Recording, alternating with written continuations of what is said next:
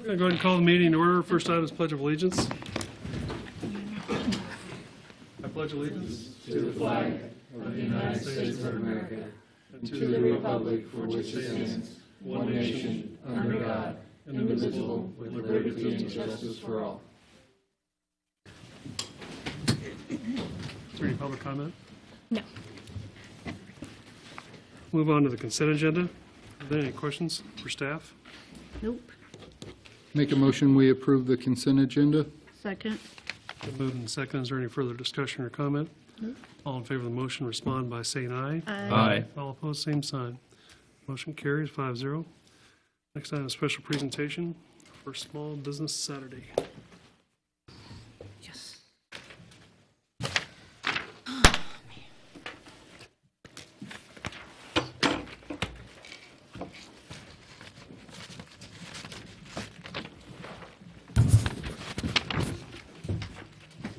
Proclamation for Small Business Saturday. Whereas the government of Junction City, Kansas celebrates our small local businesses and the contributions that they make to our local economy and community. According to the United States Small Business Administration, there are currently 30.2 million small businesses in the United States. They represent 99.7% of all businesses with employees in the United States and are responsible for 65.9% of new net jobs created from 2000 to 2017. Whereas small businesses employ 47.5% of employees in the private sector of the United States, and whereas 90% of consumers in the United States say Small Business Saturday has had a positive impact on their community, and whereas 89% of consumers who are aware of Small Business Saturday say the day encourages them to shop small all year long, and whereas 73% of consumers who reportedly shop small and independently owned retailers and restaurants on Small Business Saturday did so with friends or family. And whereas the most reported reason for consumers aware of the day to shop and dine at small independently owned businesses was to support their community, and whereas Junction City, Kansas supports our local businesses that create jobs, boost our local economy, and preserve our communities, and whereas advocacy groups, as well as the public and private organizations across the country have endorsed this Saturday after Thanksgiving as Small Business Saturday. Now, therefore, I, Pat Landis, Mayor of Junction City, Kansas, do hereby proclaim November 24th, 2018 as Small Business Saturday.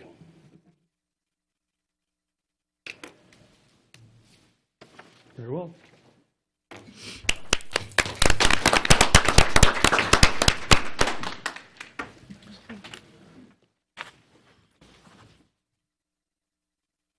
Okay, next item is new business. Consideration of ordinance S 3203, request for a small use or special use permit to allow a tattoo studio to be located at 703 North Washington, which is zoned Central Commercial District. Mr. Levinson. Mayor Landis, Commissioners, we're back again. That's a good thing. Right? I agree wholeheartedly. This is a request for special use permit by Drew De La Fuente. He's the agent on behalf of Flowers Jewelers. They're the owners of the building at 703 North Washington. He's requesting this permit not for a new tattoo studio, but to relocate from where his current place is now. Apparently the owners of that building are going to do some renovations, and they're going to install an elevator to allow access to the upper floors, and it's going to consume his shop. So as special use permits go with the property, he needs to relocate. He needs this new special use permit. When he got his, he's been up and running now for a year with no kinds of errors, omissions of any kind. Haven't had any complaints. I think he's doing a good job. So I think this is kind of a no-brainer. Any questions for Mr. Levinson? Make a motion, we approve ordinance S 3203. Second. Been moved and seconded. Is there any further discussion or comment? Nope. All in favor of the motion respond by saying aye. Roll call. Aye. All opposed, same sign. Roll call. Oh, I'm sorry. I'm new at this, so Commissioner Underhill. Yes. Commissioner Fitzgerald. Yes. Mayor Landis. yes. Commissioner Albritton. Yes. Commissioner Brown. Yes. Motion carries 5-0. Next item is consideration of ordinance S 3204, request for a special use permit to allow a tattoo studio to be located at 924 North Washington Street, which is zoned Central Commercial District. Okay, in the spirit of allowing new business in Junction City. Todd Godfrey, the owner of 924 North Washington, the new owner of 924 North Washington. That building's been vacant for quite some time, and he's going to renovate it, and I believe he's already started with the hopes of putting a tattoo parlor in there. He's got a partner that he's going to be doing business with. It would be nice to get that facility back up to standards and get things rolling like they should, generate some tax revenue. Everything is as it should be. Again, the individual that he's going to be doing business with is a partner of the current tattoo studio on 7th Street. I think they're parting ways, but again, I see no issue with it. The Planning Commission saw no issue with it. They were behind it 100%. I'll make a motion to accept the recommendation of the Metropolitan Planning Commission and approve ordinance number S3204 as presented. Second. It's been moved and seconded. Is there any further discussion or comment? Roll call vote. Commissioner Underhill? Yes. Commissioner Fitzgerald? Yes. Mayor Landis? Yes. Commissioner Albritton? Yes. Commissioner Brown? Yes. Motion carries 5-0. Next item, consideration of ordinance G 1231, text amendment to the zoning regulations, update of fencing regulations. Okay, this is my first text amendment, so bear with me. Back in October of 2015, for whatever reasons, and I think it had to do with the fence that was built at 14th and Jackson, there were some issues about fencing regulations. The NPC considered a text amendment that would address that, and what actually happened was they wanted to limit those front yard fences to 4 foot, which was not an issue, so they got the amendment done. The body of that amendment, however, the opacity was in error, so they redid the amendment to make that opacity like it should be. The front yard height for business and commercial fences got left at 4 foot instead of 6 foot, so there we are. We've had this issue since then. It hasn't been much of an issue up until the last year or so, so that's what this amendment wants to do, is to reinstate that 6 foot height limit for commercial and industrial properties and front yards. And the one we had last year, we just, they did a special use permit for that one for. Yes, for the one on Gateway Court. Yeah, Yeah. So when we had to do a special use permit for that, special exception, for Savoski's, yeah. right? So this would avoid that without any problems. Planning Commission, we had that hearing on October 11th. They were happy. I think this would go a long way to alleviate any further problems that we might have going forward. And we did address, and that the, at least desire that I've always heard from this everybody here, is to address our illegal fences in town with some kind of process, Right. and that's been mixed with mixed emotions there, but I want them to revisit again, and I think they will, so. Yeah, we are, and that's on our wish list too. Going forward, probably right after the first of the year, we're going to try to develop a sort of an amortization schedule to get rid of those illegal fences that are in place already. So it would. Mr. Dinkle and I have had discussions about this too. I would like to see front yard fences go away, period. In residential, Yeah, in residential, not in commercial, industrial, but unless they're decorative or. you could, like a wrought iron fence perhaps, but chain link fences and wooden fences, I don't know. They just seem to be kind of a pain. But at any rate, this is to address the height regulations for the fences in industrial and commercial properties, putting it back at 6 foot, doing away with that 4 foot limitation. We're never going to get away from this fence ordinance. I was We on the NPC won't. But 2015 original. Fortunately, we do have that special exception in place that deals only with fence issues, and it can deal with height, material, whatever. But so Yeah. if there's something, it can be, at least it can be heard on a case by case basis. I think this would go a long way to alleviate some of the problems that we've had. Make a motion to accept, Actually, if you don't mind, so it's going to be at 6 foot, and they have to be at least 50%. It could be open. no more than 50% opacity. No more than 50%. Right. We can address an opacity issue with the special exception, just like we did with Hess Salvage when they bought that place on 8th Street not very long ago. We allowed them to have a 6 foot fence with up to 100% opacity. They put the screening back in it so you really can't see through it. That's not been an issue in commercial and industrial zones, given that is industrial anyway. Nobody really wants to see a salvage yard, but those opacity issues can be addressed through a special exception. This is still going to limit it to a 50%. Okay. Okay, I'm good now. Okay, I make a motion to accept the recommendation of the Metropolitan Planning Commission and approve ordinance number G1231 as presented. Second. Been moved and seconded. Roll call vote.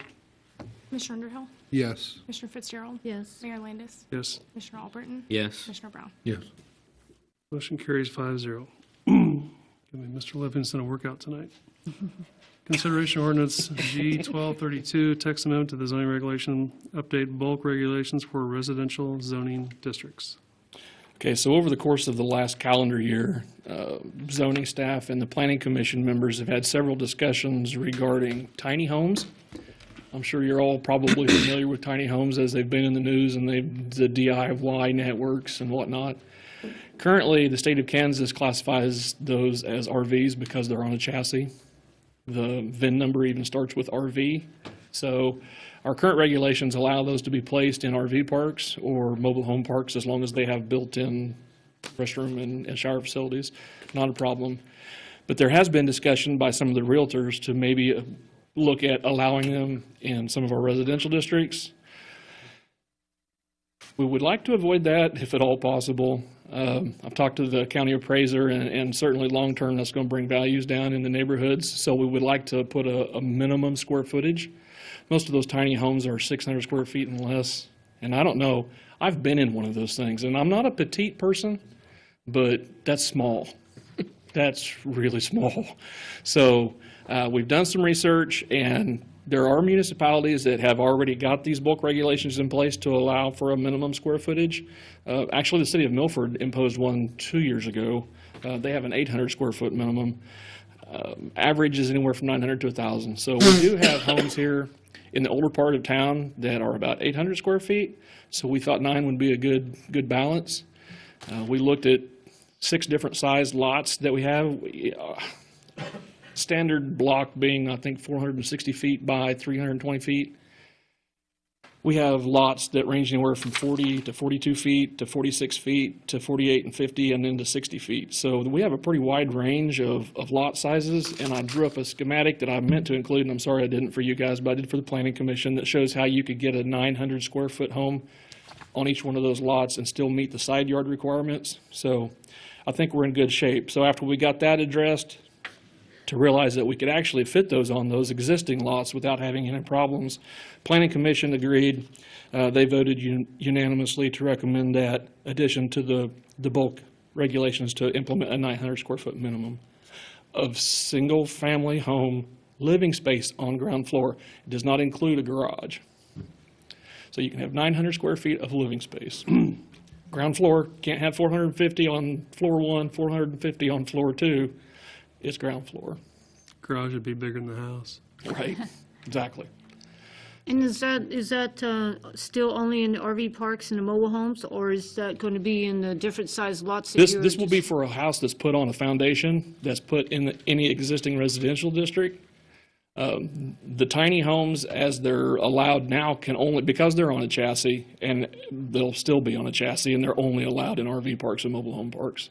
If somebody wanted to take them off of the chassis or even build a small home, 600, 700 square feet on a foundation in a residential neighborhood, that's just almost too small to fit within the character of the neighborhoods. So we felt like imposing a 900 square foot minimum would alleviate that.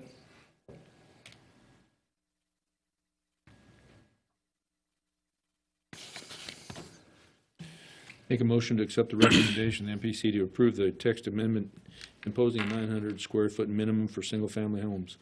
I'll second it. Been moved and seconded. Is there any further discussion or comment? Nope. Roll call vote. Commissioner Underhill?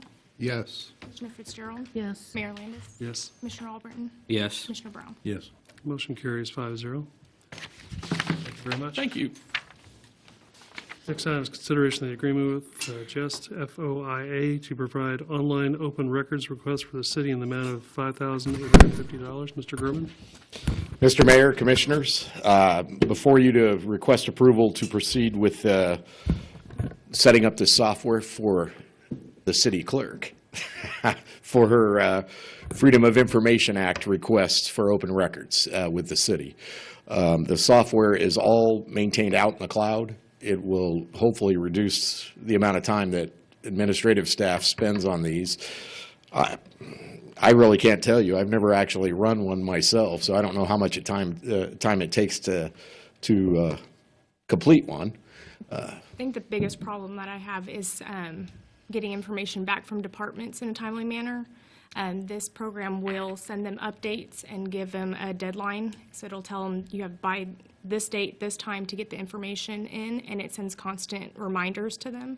So I'm not having to hound them every day for this because I've got 3 days to respond. And so that'll help mitigate any risks that we have in not getting those completed in a timely manner. It'll also allow me to update the requester on the status of the request, so I don't have to send multiple emails. I can just click a button and it'll update them immediately, and it holds all of our correspondence in this website. So right now what I'm having to do is print off every email that I send them, every email I get back, so I've got stacks this big for each request. This will hold it all on that website and archive it for me, so that'll be all in one spot and I can find it easy. And then what I also like about it is it'll keep track of staff time. So we do charge most people for staff time that was taken to get the records request done, and it'll keep track of that on that website as well. In addition to all that, that does definitely sound like a good management program to help you, but if I wanted like this stack of stuff and I wanted it from like the mayor, then it's still, someone still have to upload it though, right? Scan it in or whatever way you would. Most of our stuff is already on the computers, so we can just pull it from there and just upload it. Good. But yeah, there won't be a whole lot of printing things off. It'll just be Already able there, to okay. forward on to them. Yeah. It also allows for them to pay for it online through either Authorized Net or PayPal. We don't have a PayPal account, but I'm sure we can get something set up to make it work. But Having dealt with Also- core issues at the police department all those years, this is a no-brainer. Well, and with this, we can get 2 applications for like my open records request and the police department's open records request. So I can have somebody managing theirs over there and then mine over here. I don't know. It'll be good. Then we can have multiple users, so I can have secretaries or department heads to contact them, and they can log in and see those requests too. And requesters can do it all online, so they don't have to email me or find my email address. They can just fill out a form online and send it through.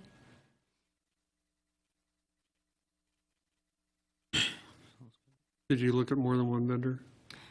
Actually, this one was, actually, I did. I went out, when she sent me the information on the software, I went out and, one, I checked to see if our current web page or our website or the one that we're looking at going to had this capability, and they said they have it, but it's kind of like emailing for the information. It's not this robust. This is probably the best system out there that I found for it, for the price. I mean, we could probably spend $100,000 on a system, but why do that? Yeah. No, Yeah. no issues interacting with any other, No, this is all cloud-based. They maintain all the information. They keep it all out there. We just have access to it. And you know, there's no special logins or anything other than for our staff to get in there and be able to upload the information. This was actually a piece of, this is the one I. yeah, the one that you brought. Yeah. Yeah. Sitting beside Tammy and knowing how she deals with these, and we get a lot of requests. I mean, I would say about 15 every week. Yeah, she a has lot a- of it's for blights. Blights. They're which just is wanting to which pay is the really bills. good because our title companies are now getting those. So when it's solving some of the problems we've had in the past with those, so it's all good stuff. I'm at ICMA and I see this and I said, hey, Tammy needs. So they contacted Tammy, and that's how we got the contact and had Jim follow up. But I know the hours she spends on and the accuracy we get, and you know, and Tammy does a real good job of, you know, I believe that the city clerk has to have. She's the person in charge of it. This gives her that ability to be that in the time and everything else. So, all good. Any further questions? I'll make a motion to approve the agreement with Just FOIA to provide open online open records request for the city in the amount of $5,850. Second. It's been moved and seconded. Is there any further discussion or comment? Nope. All in favor of the motion, respond by saying aye. Aye. All opposed, same sign. Motion carries 5-0. Thank you. Tammy thanks you, Your Honor. I do. Okay, we'll take it back. Really? Next item is consideration to award the 2018 ambulance bid to American Response Vehicles for a 2020 AEV Trauma Hawk ambulance in the amount of $354,432. Good evening, Mr. Mayor, Commissioners. Tonight we come before you to request to replace another one of our ambulances that has reached its life cycle. We have a '01 Miller ambulance, a '09 Osage, another 2012 and 2014 Osage, or 2016 Osage, and our 2018 ambulance that we purchased last year. We're trying to get our fleet up to where we're not looking at so much cost in keeping them running. We've averaged about $12,000 a year to keep these ambulances up and running. $12,000 per unit. To get an estimated $12,000 for the last 4 years would be for the '01, '06, and '09 together. But we have one ambulance that is the 2012 that's having a motor put in it. So the 2012 had a motor problem. It was mixing fuel and radiator fluid, so we have to have that motor replaced. We got lucky and found another chassis that we could get the motor out of, so we've reduced that cost. But the replacement of a motor can be about $30,000, $40,000. Does warranty or insurance cover any of that? No, that ambulance is out of warranty. Yeah, I was going to say it's way out. Yeah, 2012, it's way out of warranty. The average warranty is probably 4 years at most. So what we're looking to do is move our fleet forward and purchase the Type 1 medium Freightliner chassis from American Response. We sent out a request for proposal to, what was it, where'd it go? 6. Well, we got 6 back, but we sent it out to, I think, 13 or 14 vendors. We received 6 of them back. In the Excel sheet that we sent out, you can see where each vendor said what they would do and would not do in the bid. What that did is it skewed the prices because we couldn't truly compare what an ambulance would cost. And then we did another cost comparison of putting this equipment on the truck ourselves, which put the bids for these ambulances all within $10,000 to $20,000 of each other. It is safer and more economical to have one vendor do that. The American Response was the only vendor that said, we will do everything you're asking and this is what it's going to cost. Well, then it's warranted too. It is warranted. It has a 7-year, 70,000-mile warranty. And again, they are offering us everything we've asked for, except for the radio, which we figured we put that in there to give a shot, see if we could get it installed, but none of the vendors want to play with radios. So custom truck, they didn't even send in quotes or drawings or anything. They sent the bid, and that was all they sent in. The others, there were different things that they would do and wouldn't do. We feel it's the best option for the American Response to get the most out of our money. Also, the reason why we're coming to you early is we have found out from apparatus manufacturers that after the first of the year, we can expect a 15 to 20% increase in cost of building these trucks because of the proposed tariffs that are being instituted at the first of the year. We had a budget to, by lease purchase, to buy ambulance next year. When he came with this kind of numbers, I'm going like, it makes no sense. I mean, and basically we're doing a lease purchase, and we'll have a lease purchase resolution later on in the meeting. We'll have one payment next year at the end of the year, and maybe not even then because it's locked in place. So we'll, but it just made great sense to, we need the ambulance, and we were going to do it next year. So moving it up 40 days is, if it saves 20, 30, 40,000 was, I thought was a great suggestion on the Chief's part. Question, you talked about the radios, so since you're not going to be able to get a radio, are you how much more cost is that going to incur when you get this new ambulance? That's roughly, we've already budgeted for that in the EMS budget of $8,000. So the radio that would, one of the other ambulances is going to like maybe go away or? Well, those radios are out of their life cycle too. They're the ones that we put in for a grant to replace. And by moving those radios over to this ambulance, we create the same issues that we have. Yeah, I'm fine with the radio. What about the, since you're going to get potentially a new ambulance, you're going to probably get rid of the, what, 2001? Yes, ma'am. And we're talking with possibly maybe letting Manhattan Tech use it for their EMS program, since they are in the middle of building that program and we're starting to partner with them. And that's a great training tool for new EMTs to have experience in the back of a truck so that they can go out at the school, they can load the ambulance, unload the ambulance, work in the back, running scenarios and training evolutions. They won't actually transport patients to the hospital, it's all training. But it would give them an opportunity also to drive an ambulance, which most people don't realize that's a totally different animal to drive. These ambulances like that are worth, $8,000 to $10,000. oh, you're higher than I thought, okay. And that's, well, our ambulance, this ambulance, the McCoy Miller, has been the go-to ambulance for a long time for this department. She's a good truck. What's the typical annual mileage? Is it like a, Usually 4 to 6 years, 200 to 300,000 miles. okay, wow. We, especially with what we do, we run about 3,200 calls a year, but we also do well over 500 transfers between Junction City and Wichita, Kansas City. We've gone to Lincoln, Nebraska. So when we transfer patients from GCH to these specialty facilities, you're talking 100-mile one-way trip. And when we do that 500 times, it puts the mileage on there. Wow, yeah. Chief or Kent, can you share with the commission what we talked about yesterday as far as what your goal is in 4 to or a number of years to replace the chassis? One of the advantages to this type of truck, I got what you, the type 1s like we're purchasing now and what we're requesting to purchase, we'll be able to, when the body will be good for a long time. Mm-hmm. What we'll be able to do is when the chassis gets to the point to where it's starting to like these ambulances costing us more money, we can remount the body. So we can get a double extension of life on these type 1 trucks.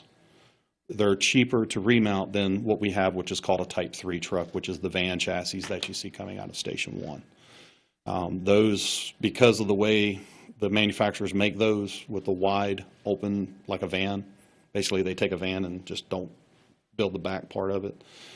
The truck chassis are easier to mount because it's a door probably about that wide, and it's just a passageway. So we can take the body, mount it on a new chassis, the whole body gets upgraded at the manufacturer along with the chassis, and then we can go another 6 to 9 years. So we could possibly get 18 to 20 years out of one body.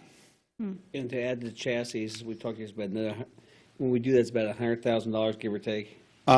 If we were able to do one today, it would be about $120,000 Okay. to remount Instead of 3. Yeah. instead of $350,000. So for the ambulances, we'll be able to extend the life of the bodies and just replace the chassis. So we're looking forward at getting hopefully double the use out of the patient compartment versus what we've been able to do. I did explore trying to remount the Type 3s, but it's cheaper to buy another ambulance. Questions for Chief Johnson?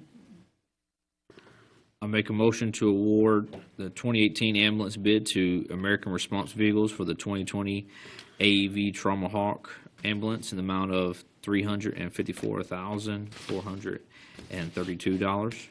Second. It's been moved and seconded. Is there any further discussion or comment? Nope. All in favor of the motion, respond by saying aye. Aye. All opposed, same sign. Motion carries 5-0. Thank you. Thank you. Hey, Chief. Next item is consideration to apply for the Kansas Department of Health and Environment mini grant program for public safety education. This is a grant for our public education process within the community. It is a 100% no matching grant offered by the Kansas Department of Health and Environment, and it allows us to purchase educational materials for the public in a wide range of areas, from smoke alarms to stop the bleed to CPR to all the programs that we try to do. This will give us an edge on getting our information out to the public and having more to put out there and not put a tax on our budget. It's a grant that they put out every year, and this year it's a little more than it was last year. So. Questions? Make a motion to approve the application for the 2018 Kansas Department of Health and Environment mini grant for public safety education for $5,000. Second. Been moved and seconded. Is there any further discussion or comment? We have a motion, respond by saying aye. Aye. All opposed, same sign. Motion carries 5-0. Thank you, Chief. We thank you. Next item is consideration of the airport lease agreement for MedTrans Corporation. Mr. Mayor, Commissioners, we're looking for consideration and approval of the airport lease agreement with MedTrans Corporation. Currently, the city has an airport lease agreement with Lifestar for the use of a hangar, 2,000 square foot tract of land for their modular building, and the helipad that's out there at the airport. On October 15, 2018, Lifestar was taken over by MedTrans Corporation. MedTrans is requesting a new airport lease agreement to replace the airport lease agreement that is currently with Lifestar. And the lease agreement would do the same thing. It'll have that same hangar, 2,000 square foot tract of land for the modular unit for the crews adjacent to the hangar and the helipad. The term of the agreement is for 5 years, starting November 1st, 2018 till October 31st, 2023. And there's no impact to the budget. So we request approval to the airport lease agreement with MedTrans Corporation. And I'd be happy to answer any questions that you may have.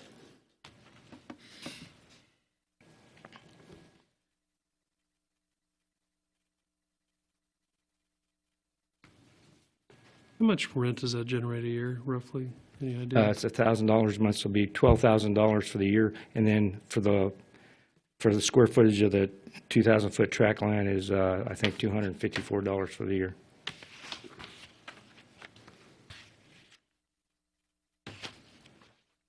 And this is for how long is the contract again?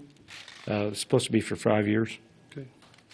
Have we ever looked at those rates as far as? We've looked at it, and I've discussed it with Marvin Hornbustle, who's our operator of the airport, and he thinks that's a reasonable price for the rent of that hangar, just for the helicopter. How long has it been at that price? That I couldn't tell you right off the bat. That's just something. It has been a Been a while. while. I can't tell you an exact date, but I know it has been at that price for quite a while. It's time to look at it. That was just my question. If, Yeah. before we just re-up for another 5 years, should we look at it again? I agree with the mayor on that. I mean, I think we need the service, no question. But I think in the future, we need to look to see if we need to adjust things a little bit over time. And we can go and check out other airports, see what they're doing. Yeah. I think Lawrence has air service there, and I'm not so sure. I imagine Wichita probably does too, so we could see what they charge. Not trying to throw a wrench in things, but Do we want to take a chance at losing this thing, Mayor? That was my thought. And what else do we have going on at the airport that's bringing You know, in really. $12,000 a year? My Maybe question- not now, but Serious. well, and I'm not saying that. Down the I'm road. not saying let's get rid of them and find somebody else. I'm just saying, does anybody, when they rent out their house or building, do they ever adjust the rates at all? Well, I understand that happens, but, obviously, I think staff is comfortable with what it was. That's why they're bringing it to us. Do we want to, and obviously that's what they've negotiated with them right now, to go back to them now and say, hey, now, we got to think about this again and then raise it up. Is that a good idea? I don't think that's a good idea at all. I think this is a new bunch. I think our staff is bargained in good faith. I think we need to go with what they're recommending. I don't think we need to go back out and start looking around again. We need this bunch out there. And if this is a fair price and your gentleman out there says it's fair, I think we ought to stick with it. I think it's okay for any commissioner to question staff. I do too, Mayor. I do agree with that. And I'm disagreeing with you as to the fact that we need to go back out and try to redo this thing. That's my disagreement. I'm disagreeing with you Well, about it. I'm not I'm not saying we have to go back out. I'm just saying in the future, I think we need to look at our stuff and not just blindly just, well, yeah, let's just keep doing what we're doing. You know, that's all. Ray, are we gonna, I know you're moving down the road to fuel sales, Correct. and they will, this I mean, and again, where Mayor's coming from here, they will generate quite a bit of fuel, they're all the fuel sales, Yeah, Mr. basically. Nickel, right now, the last 2 years, they've averaged between 30,000 to 35,000 gallons of fuel, jet fuel. And currently, jet fuel prices at anywhere between $2.80, $2.85.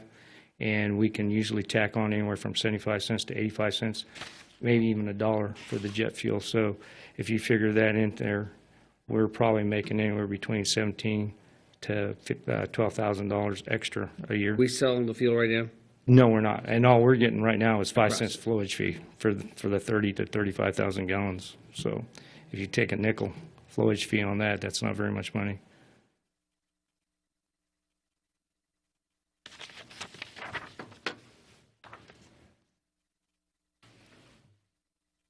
Any other questions? Make a motion, we approve the airport lease agreement with MedTrans Corporation. Second. It's been moved and seconded. Is there any further discussion or comment? No. All in favor of the motion, respond by saying aye. Aye. All opposed, same sign. Motion carries 5-0. Thank you, Mr. Mayor, Commissioners. Thank you. Next item is consideration of resolution 2883, declaring intent to purchase assets with the lease purchase agreement. Mayor, Commissioners, this is lease purchase for the ambulance, which was discussed earlier this evening. It would be 4 stainless steel salt spreaders, 1 street sweeper, and then the partial balance of the Rather Stadium artificial turf installation.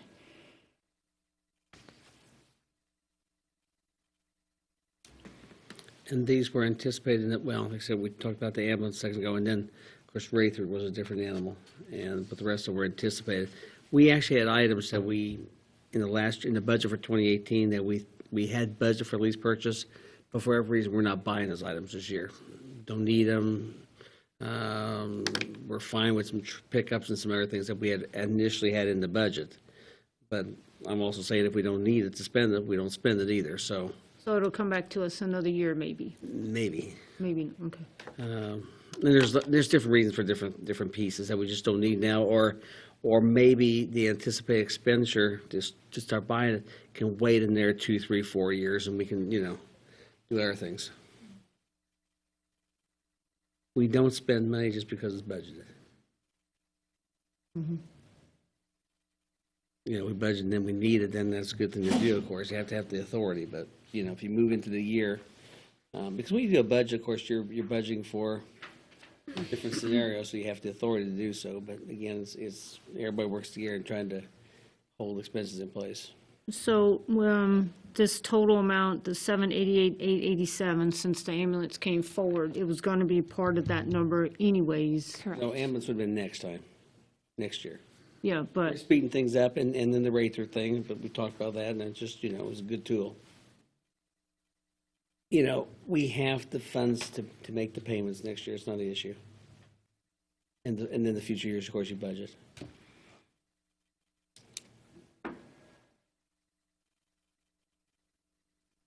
Any further questions? Make a motion, we approve resolution 2883, declaring intent to purchase of assets with a lease purchase agreement. second. Been moved and seconded. Is there any further discussion or comment? All in favor of the motion, respond by saying aye. Aye. All opposed, same sign. Lindsay will send these out. We'll get bid requests, and maybe at the next meeting, we'll have start in place to do the financing. It might be December 18th, I 18th. think. Yes, December 18th meeting. See what the holiday you're going to have. Friday. Yes. Next item is consideration of ordinance S 3205, authorizing the issuance of a taxable industrial revenue bond, Okay. Series 2018, of up to $6 million. Okay, let me take off with here. First of all, we do have a representative from CAMSO in the back. Thank you for showing up here. This is the whole CAMSO IRBs we talked about this summer.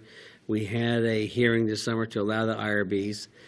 Sarah still, if we need Sarah, we can call her. I think Brendan and I can answer any questions, but basically the IRBs are no obligation to the city. We're allowing finance in place. The owner of the building, in essence, the building will become, the city will own the building during the IRB process.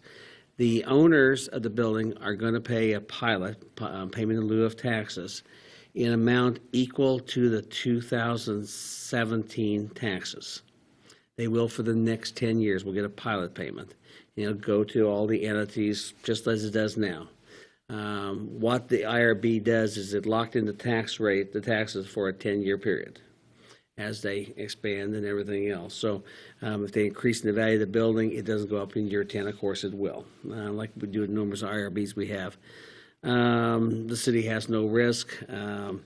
I always say that, you know, the only risk the city would ever have, not even a risk, is, and I had one of these in their community, where we had you know, if you get 10 years, it was a 10-year IRB, and you're out 8 years and something happens to the company, the city, of course, could let the building go, but the city also would have the option, it's an option, not an obligation, to go, you know what, that's a $5 million building. We can buy it for 20 cents on the dollar. Maybe at that time the community say, we could use it as a incubator building. We could use it for another business instead of having somebody come in and do a fire sale. And again, you hope that, I have no reason why that's going to happen because everything's going to be successful. So there's never a risk. There's opportunities if that ever happens, and I've never seen it happen yet in one of these, but very safe. And, you know, we offer IRB financing. There's always a lot of discussion, well, it locks the taxes in place. Yeah, it does. But also it's bringing a number of jobs to the community, and I think we all know from the CAMSO discussion we had all winter long and through the process this summer that I think we're all very proud that CAMSO is moving this community and being part of our community, providing jobs and opportunities, and I think maybe a kickstart for other industries to come here. Any further questions?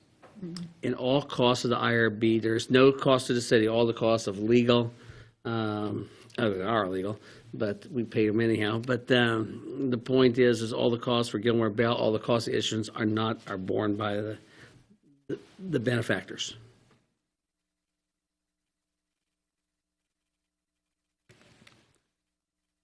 Questions? I make a motion to approve ordinance number S 3205, authorizing the issuance of taxable industrial, revenue bond series 2018 up to $6 million. Second. It's been moved and seconded. Is there any further discussion? Roll call vote. Commissioner Underhill? Yes. Commissioner Fitzgerald? Yes. Mayor Landis? Yes. Commissioner Albritton? Yes. Commissioner Brown? Yes. Motion carries 5-0. Next item is executive session for non-elected personnel. 5 minutes, including city attorney and myself. Say so moved. So moved. Well, no, we got to read this motion. I'm sorry. Word for word. I'll let you know. I move that the commissioner recess for an executive session to include the city attorney and city manager for 5 minutes at 7:45. 7:45 to discuss an individual employee's performance. The justification for the executive session is to protect the privacy of the employee's personnel record and is provided by KSA 75-413B1. The open meeting is to resume in this room at 7:50. Second. It's been moved and seconded. Any further discussion? All in favor of the motion, respond by saying aye. Aye. All opposed? Is there a motion? Yeah, I'll make a motion that we come back into session from the executive session meeting where no decisions or actions were taken. No decisions were made and no actions were taken. Where no decisions were made and no actions were taken. Didn't even see my finger. Second.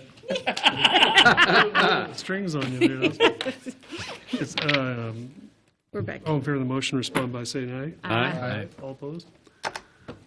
I'll move on to commissioner comments and reports. Commissioner Brown? Looking very much forward to the parade Friday, if I'm not correct. Good weather. 5:30, am I correct?